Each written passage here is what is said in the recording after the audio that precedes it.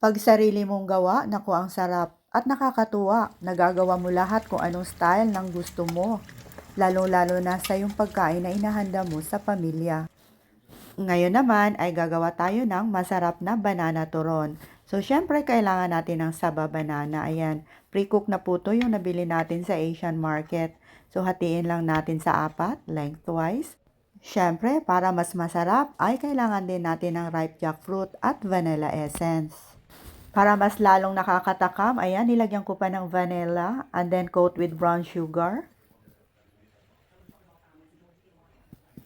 So, meron tayong lumpia wrapper dito. So, maglagay lang ng mga dalawang sliced of banana. Then, lalagyan natin ng ripe jackfruit. So, mga 3 strips lang po yung nilagay natin. So, ang pagbalot nito, tulad lang din ng paggawa natin ng lumpiang gulay or yung Shanghai. Ganyan lang po.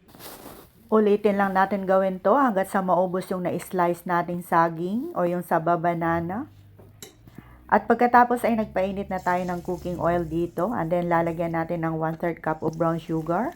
At pag nagmelt na tong sugar, ay saka naman natin ilalagay itong ating wrapped banana o yung turon. Dahan-dahan lang po ang paglagay nitong turon dahil pag natalsikan tayo ng cooking oil, naku ang sakit po. I-fry lang natin to ng mga about 3 to 5 minutes hanggat sa maging golden brown and crispy. So, pagbalik-balik ta rin lang natin para even po na ma-coat ng caramel. In a low medium heat lang po ang pagluto ko nito para hindi naman po masunog yung sugar at pagkatapos ay hanguin na natin. And then sprinkle with sesame seeds kung meron. At eto na po yung ating napakasarap na turon. Ang sarap ng ating pangmerienda. Tara, kain po!